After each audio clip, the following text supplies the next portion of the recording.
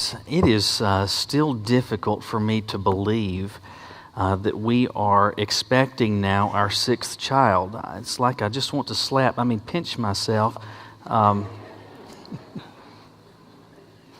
Anyway, I was thinking the other day about what it was like when Caroline was first pregnant, back when we were expecting Nathan.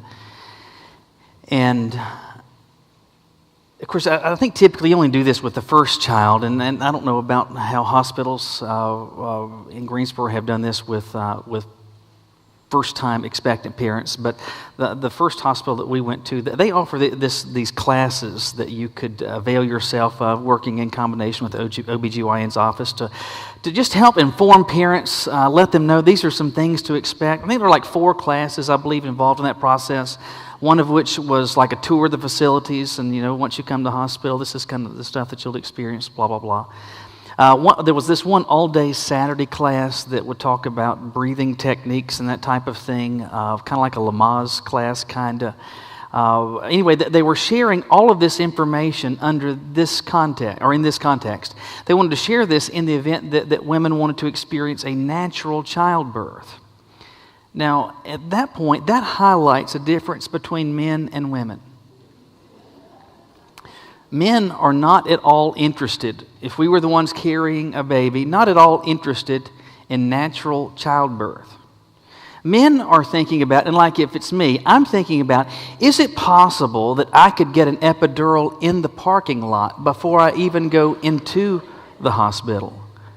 And yet they're talking about all these techniques, and so that you may even opt not to have an epidural. And I thought, what crazy people. Anyway, at this point, Caroline says to me that her plan is to go as long as possible, and maybe if that goes okay, that she might actually just give birth without the use of an epidural at all. And I was like, what? What's the matter with you? Anyway, so that was the plan, but just a few weeks before Nathan was actually due, Caroline's blood pressure started to creep up. And finally, the doctor said she had preeclampsia, and the blood pressure was getting kind of dangerously high. The cure for preeclampsia is delivery, and so they put her in the hospital, and they were going to induce labor. Now, of course, induced labor, when you start pumping those drugs, we didn't know this at the time, that actually increases the intensity of contractions, and this whole idea, or the whole experience of natural childbirth gets even more difficult. And so, anyway, Caroline is being induced. They've got these drugs going into her veins. Contractions have begun, and as the moments are turning into minutes, and minutes are turning into hours, it's getting worse and worse. And finally, Caroline says, I've just had enough. Let's go ahead and get the epidural. She gets the epidural. Pain goes away. She's able at that point. Delivery goes very smoothly. And I was thinking, this is what we should have done all along. But, we're on now. Anyway, I can say this. She's in the nursery this morning, so.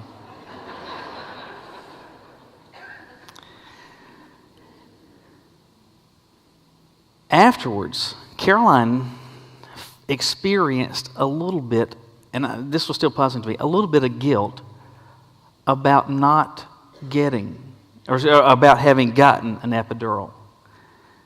And I was like, why? Because of this reality.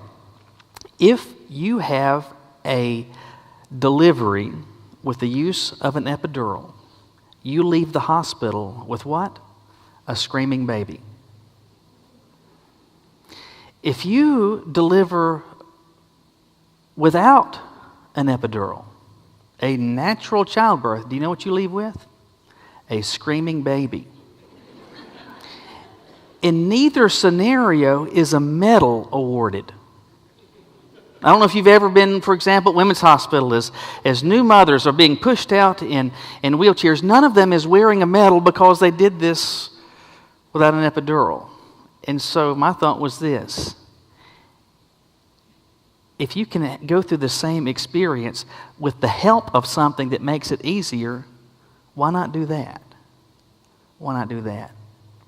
The truth is, that same type of logic, though, is something that to varying degrees we have to make decisions about and sometimes may struggle with in a whole lot of other aspects of life extending far beyond the experience of childbirth. But by that I mean this.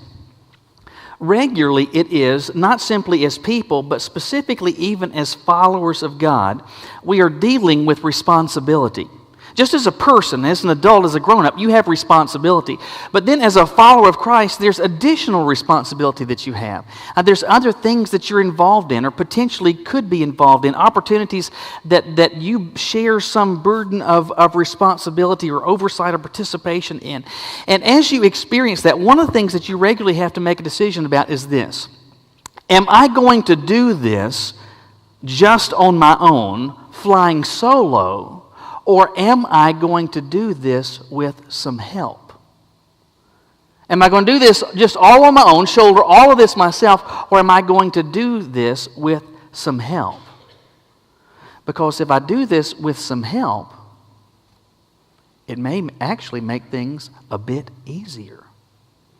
We see that principle at work today in a passage that we're looking at as part of our ongoing series that I'm calling Road Trip. And what we're doing, if this is your first Sunday here as a part of this series, what we're doing is looking at the experience of the Israelites from the time they left slavery in Egypt until the time they go to the Promised Land. And there's tons of passages about this, but we're looking at 8 different passages, 8 different instances as they are being led by, as they are walking with God. And the ultimate reason we're doing this is for this reason. As they were walking with God, they had these experiences that are recorded for us. And if we pay attention to lessons that they learned, sometimes by success, sometimes by mistake, it can help us in our walk with God as the Lord is leading me, as the Lord is leading you in your own experience and your own walk with God. Look with me today, though, to Exodus chapter 18. Exodus chapter 18, and we're going to drop in verse 13.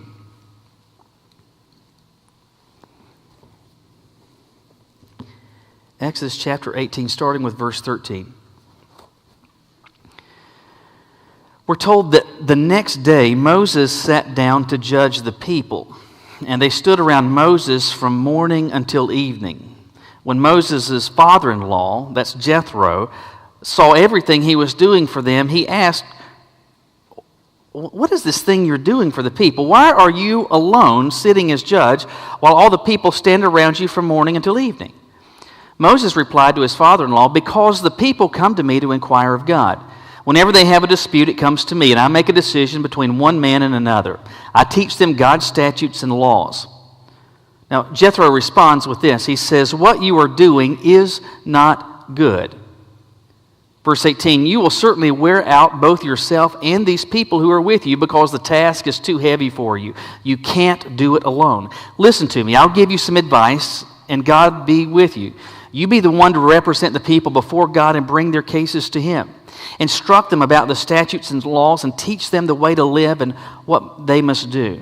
But you should select from all the people able men, God-fearing, trustworthy, and hating dishonest profit. Place them over the people as commanders of thousands, hundreds, fifties, and tens. They should judge the people at all times. Then they can bring you every major case, but judge every minor case themselves. In this way you will lighten your load, and they will bear it with you.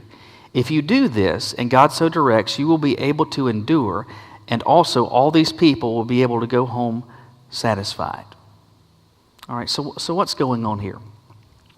If you were to just kind of look around on the pages of your Bible, we're in chapter 18, chapter 19, the heading in my text, and Peggy, I'm getting just a tad feedback here, but in chapter 19 you see that Israel is at Sinai. Sinai, you remember probably, is where Moses is going to go up the mountain and encounter the Lord, and God is going to give the 10 Commandments. But they're not there yet, but they are close to Sinai. They are close to the mountain where Moses is going to receive the law. But they are, whether near Sinai or looking up at it, they are still in process. They are still on a journey as God is leading them and God is guiding them toward the Promised Land. But bear in mind this reality. The children of Israel are a large group of people. Scholars estimate that well in excess perhaps of 1 million people are part of this massive throng of people that are moving. And you think about how difficult it is just even to get the people going at the beginning of a day. Now, we tend to think about the Exodus and the children of Israel going towards the Promised Land, that every day they were traveling. Every day you just get up, you walk a little bit, you stop, you pitch a tent, and you sleep, you get up, do the same thing the next morning. Sometimes even travel at night. But that I believe to be a mistaken notion. I don't believe that at all that they traveled every day. In fact, you're seeing in this passage, they are not traveling. And regularly, they would just have to stop for periods of time and just live. Think about the onerous task it was to certainly the Lord was providing meat and manna, but you still had to kind of put this together. You still had to put together meals. You had to do that. You had to instruct children. You had to do all sorts of stuff just in the process of living, where you would just have to stop and spend a little bit of time. And at this point, the children of Israel are spending a little bit of time as chapter 18 begins. And Moses' father-in-law, a man named Jethro, comes from Midian to visit Moses and to visit those that he's leading. And as Jethro comes for a visit, that leads you to verse 13, where he observes what's going on, seeing how it is that his son-in-law is spending an average day. And what we're told is that Moses sat down and he judges the people. Now, you may be thinking, Judge Wapner and Rusty Burrell and the People's Court and all this kind of stuff, but it's not that type of judging that is going on. But it is to say this, that any time there was a dispute, at this point seemingly great or small, maybe it was that so-and-so took my goat. Maybe it was that this person has messed my tent up. Maybe it is that this person hit me, has accosted me, or has hurt one of my children. And so whatever the dispute was, whether it was relational, material, financial, whatever it was, they would go to Moses and they would present their case. And Moses would adjudicate these cases, and he would render some sort of verdict, and he would punish the wrongdoer, he would reward the one that has done right. And because the people couldn't settle these disputes themselves, they would go to Moses and he would settle them. And so we're told that this occurred in terms of time frame, how long? From morning until evening. So right after breakfast, the day starts, Moses declares court in session, and the people start coming in with their issues. And it seems that they're gathered around him all day long, until evening. Now, the sense that you get from the passage is that even as evening comes, the work is still not done. That there are probably people that have attempted to get their case heard, attempted to get their issue resolved that day. They've stood around all day. They have been waiting their turn. But still, there hasn't been an opportunity. They have not had a chance yet to share with Moses what their concern was, what their particular issue is. And so maybe another day was going to be followed of exactly the same type of thing. And so Jethro observes this entire day, and he's got some time with Moses later. And notice what he says to him. He says, what is this that you're doing? And why is this that you're doing this? Why are you, and he doesn't just say you, he says, why are you alone doing this? Why are you alone sitting as judge and people are standing around you all day? In verse 17, he says this, and this is the most important statement in this passage. He's saying to a guy who's doing it all, what you are doing is not good. What you are doing in attempting to do it all is not good.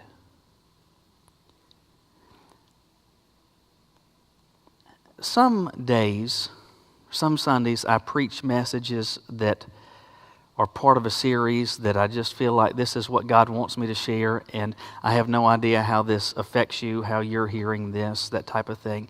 There are other days, and I'll just be honest with you at the outset to say this is a message that has my name written all over it. And as I have thought about this and prepared this message, I have to preach this to myself today. And what I want to say to you is this: do as I say, not as I have done. And these words could not be more clear, but I believe they could also not be more true. This doing it all yourself, it is not good. Now, here's the reality. I believe in particular, here in the United States, this is a message that has regular and consistent application because we operate as people, as part of a culture that among other things, and it's good that we celebrate work and that we celebrate accomplishment and people owning responsibility and working and serving and laboring. I think it's important that we do that. Work is a good thing. Work existed before sin did. It was part of how God made us, that we are to work and that we are to busy ourselves.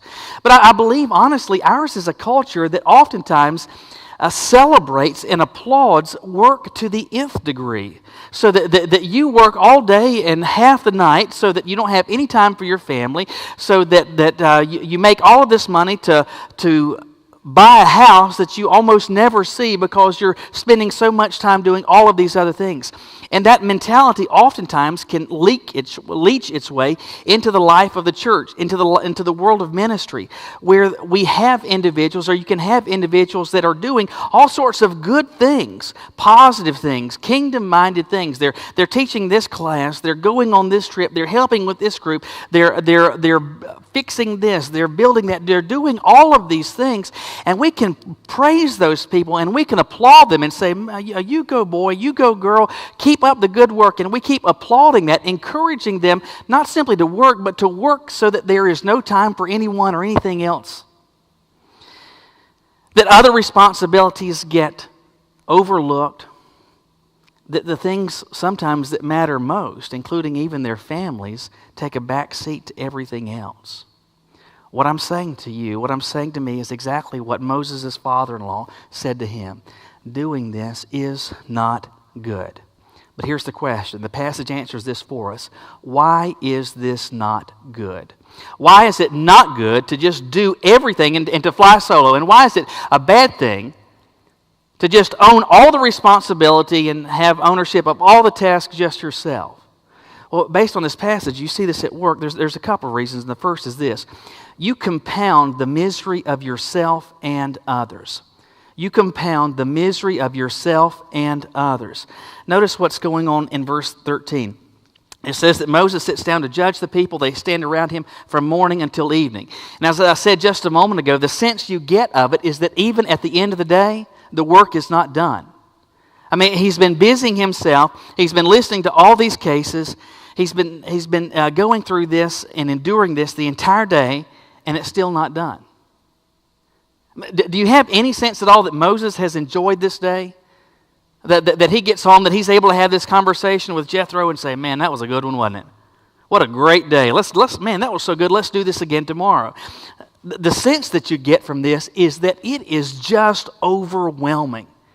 But it's just part of what he has to do. In fact, Moses seems to resign himself to this. He says, the people come to me to inquire of God. They want an answer. What else can I do? And the problem is not that he was doing this. The problem that he was doing it all by himself. And it's making Moses miserable. It is taxing him. His father-in-law says to him, he says, you're going to, in verse 18, you're going to wear yourself out. You're doing not simply more than you should. You're doing something more than you're able to keep doing on an ongoing basis. So you're miserable. But think about the perspective of the people that have come to Moses. How has their day been? Is that a great day? Let me just wait with the hope that somebody will settle this, that somebody will help me. I may get seen today, I may not. It's kind of like the DMV, right? And we love that, right? Let's go over to the title office tomorrow. Let's just meet for some fun, right? Let's have a party at the tag office. That's great, right? No, that's absolutely miserable. So Moses is miserable. The people are miserable. And think about this. By the time that they are able to get their case heard, how much time do you think Moses has for them where they're able to kind of unpack everything and to give all the nuances and to share their whole story where the people, where you, if you were standing before Moses, would feel like, man, I got a fair hearing. I think consistently that's not occurring. Moses is miserable. The people are miserable. And it all goes to Jethro's point to his son-in-law. Doing this all by yourself, this is not good. You make yourself and everyone else miserable. Again, this is a scenario, unfortunately, that too many times I have been able to speak to from personal experience. I don't mean this, and hear me in this, I don't say this as a martyr. I don't say this pridefully. I'm just telling you kind of where I am and what my experience has been. And that I know what it's like to wear a lot of hats of responsibility, just in ministry, just in the work that I do here at Gate City, where I'm the preacher. Some days, a lot of days, I'm the IT person. Sometimes the handyman, sometimes the plumber, sometimes the electrician, sometimes the janitor, always the web designer, sometimes the marketing designer, sometimes the pastoral care person, and consistently the administrator. And when you're wearing all those hats, and let me say this, a lot of these are hats that nobody handed me and said, hey, Michael, you need to do this. A lot of these are hats that I put on myself, in part because I thought, well, I can do this, and me doing this saves the church money because I'm doing this as opposed to somebody else or having to pay something. But candidly, there have been times, I remember just at the end of this past May, we were getting ready to go to the beach for a few days. And it was the first vacation time I had had since August. And so it was almost 9 months since I had taken any vacation. And I'll be honest with you, I was, in terms of state of mind, I was not a pleasant person to be around.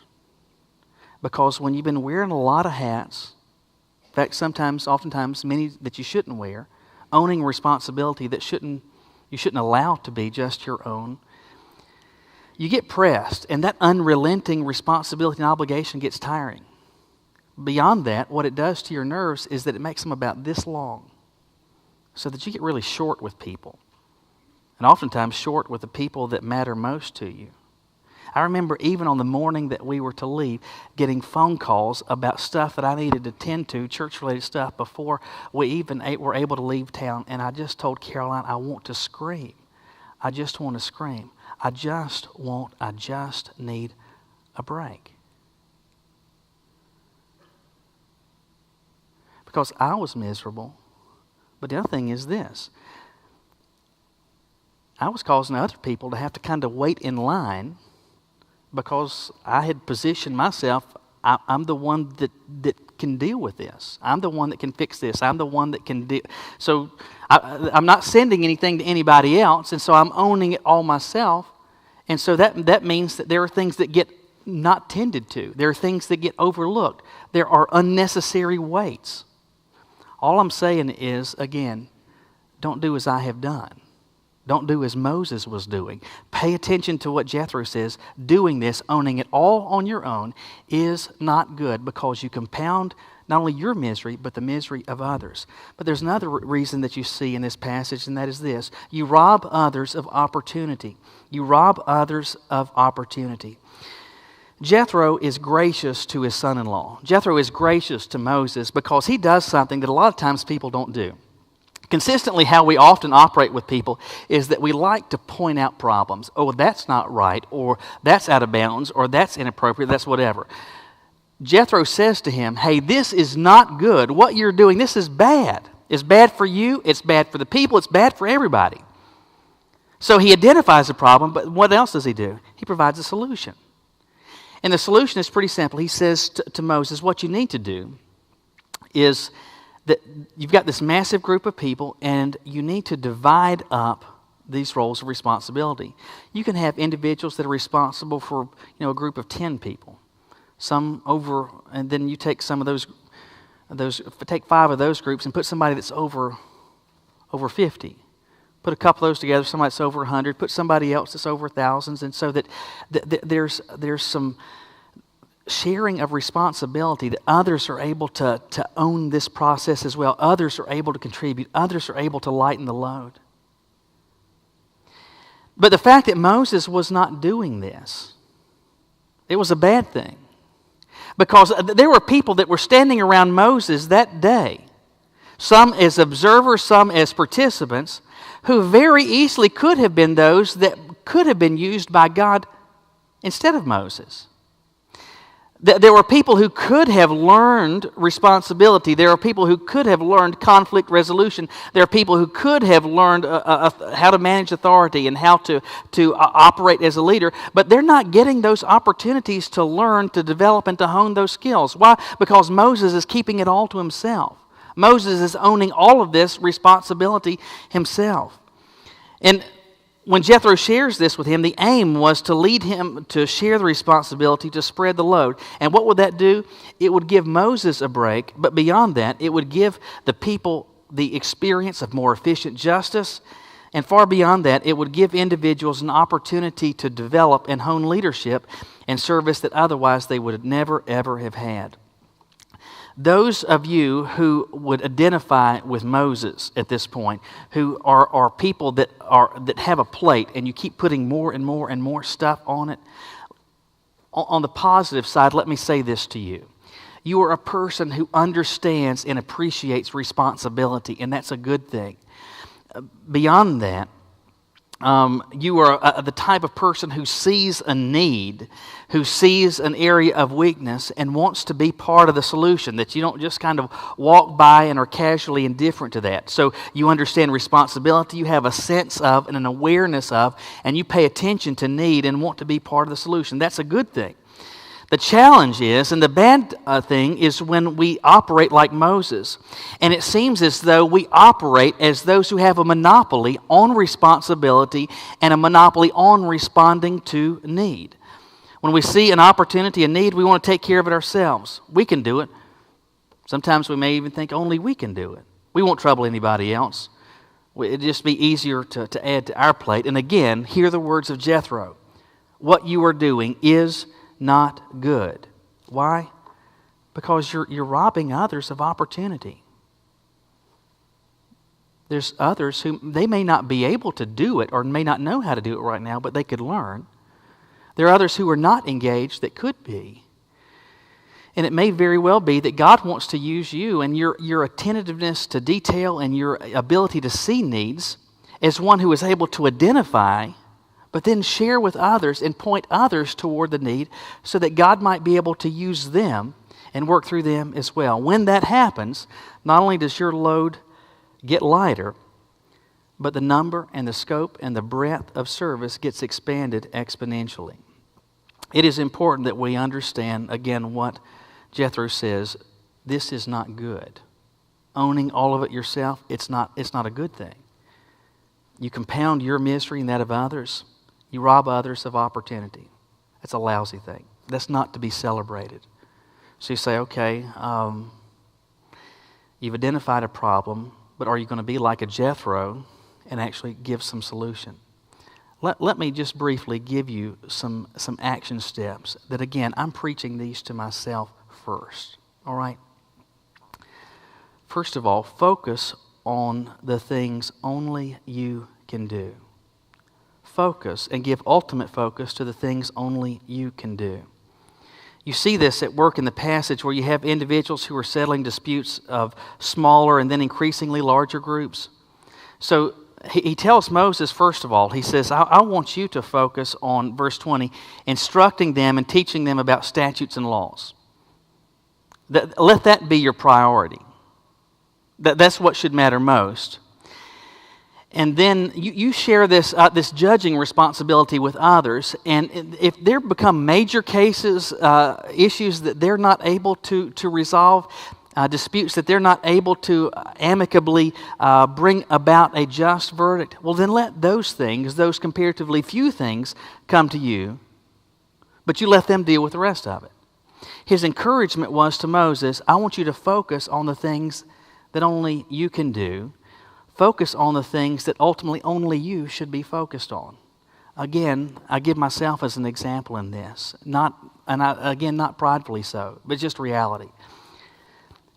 One of the things that God has blessed me with is a mind that somehow I'm fairly technically savvy. I'm good with computer work, good with electronic stuff. And because of that, there have been tons of, in particular, IT, computer network things that we haven't even had to make a phone call to another church member because I've been able to resolve them. I've been able to fix those.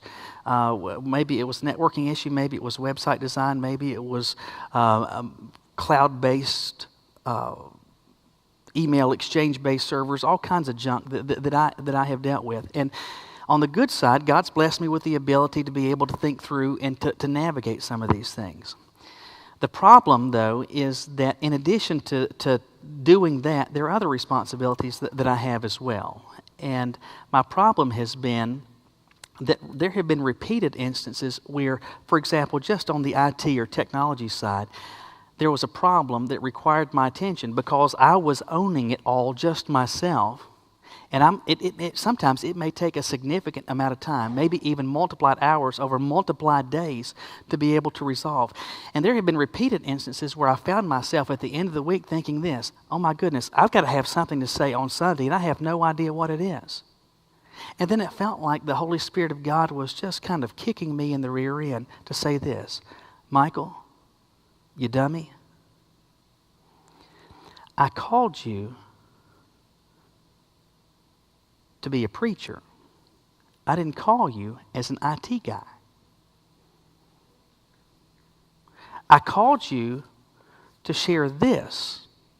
That doesn't mean it's the only thing I can do. It's not the only thing that I should do. But there is nothing else that I'm responsible for in terms of ministry. There is nothing, not one thing that occurs. Not a hospital visit, not a counseling encounter, not fixing a sound problem, not fixing a video problem, not fixing a website problem, not fixing a plumbing problem. There is nothing that I do that's more important than this.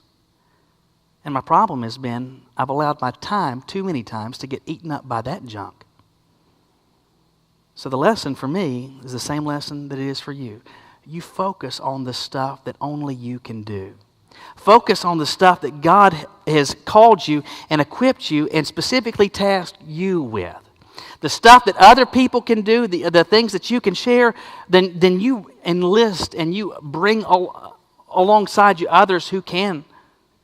But don't lose sight of the things that are absolutely most important. Focus on the things that only you can do. Secondly, share responsibility, but do not abandon it.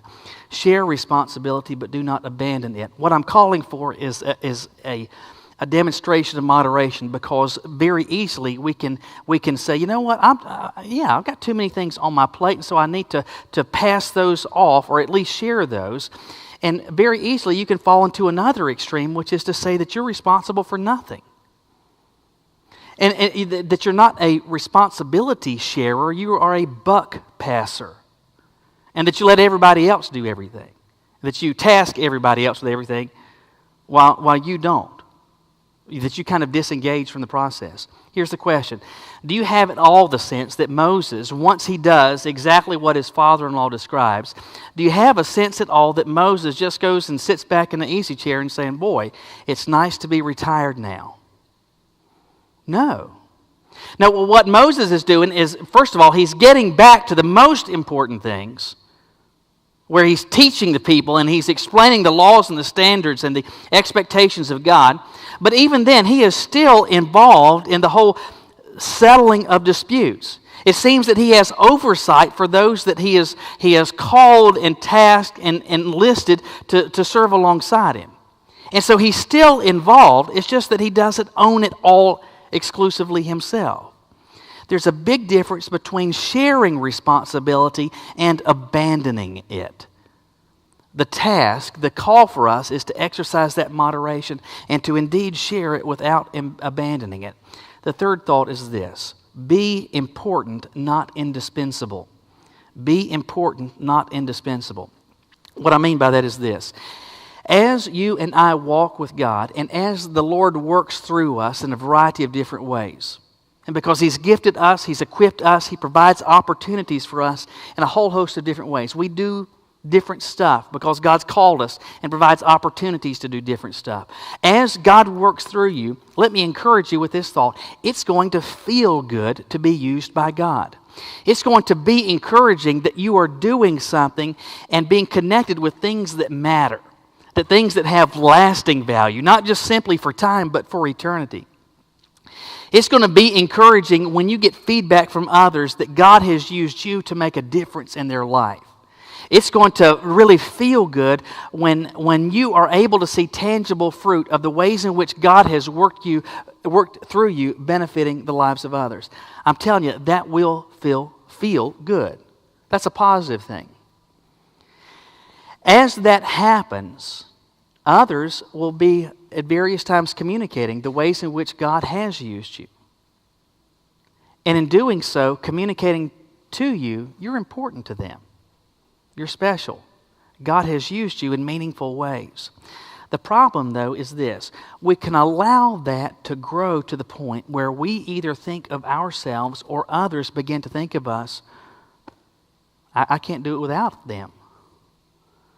Not simply that you're important to the work or that you're important to the life or to the Christian walk of somebody else, but you're effectively indispensable. And sometimes it's not necessarily others communicating that to us, but we get to the point individually where we think, I don't see how they can do this without us. If I just kind of walked away, I think everything would crash like a house of cards. Keep that in check. It's okay, and I think it's positive to be important. Just don't ever get to the point where you allow others to think of you, to view you, or that you think of yourself as indispensable to the task of ministry. You know why? Because you're not. You're not. Be important, not indispensable, because of this final thought.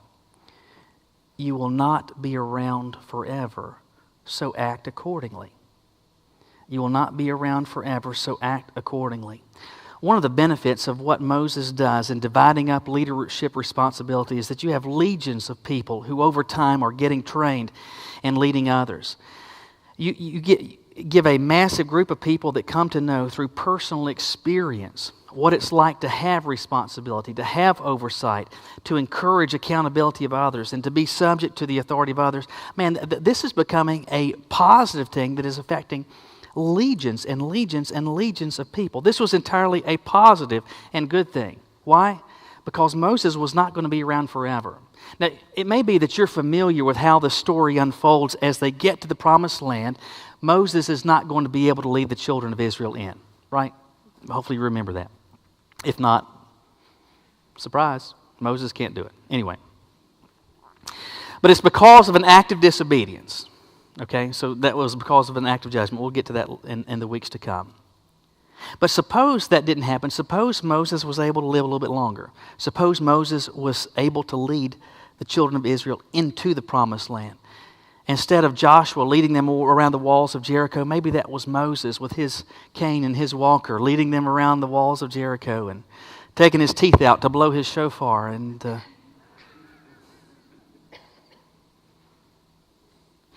even if God had allowed Moses to live longer and to actually see and experience the promised land, at some point still Moses was going to die. At some point Moses was going to stop being the leader. At some point in the future, people were, even if it was a little further down the road, a few years maybe later, at some point he was going to be gone from the equation and there was going to be a different leader. There were going to be new opportunities, and there were going to be all sorts of life experiences. And as they experienced those, the good thing is this. You had people, because God used Jethro to speak to his son-in-law to say, don't operate how you're operating. I want you to share this responsibility because, among other things, it equipped, it empowered, and it prepared others to do the work when you're not around to do the work. Every one of us probably has, if you've been a follower of the Lord for any length of time, some passages of Scripture that mean a lot to you. Maybe your favorite verse, some of you would describe it as your life verse. And perhaps one of the most favorite passages or most favorite, often quoted verses of Scripture is what Paul describes in Philippians 4. I can do all things through Christ who strengthens me. And I think we love that verse. We love the promise of it. The reality is, I believe, in terms of living and the choices we've made, too many times, too many of us have essentially cut the verse in half. And we've said this: I can do all things. Let me just remind myself as I remind you of this. You can't and you shouldn't. Will you bow your heads with me? You are here today if you are a follower of Jesus.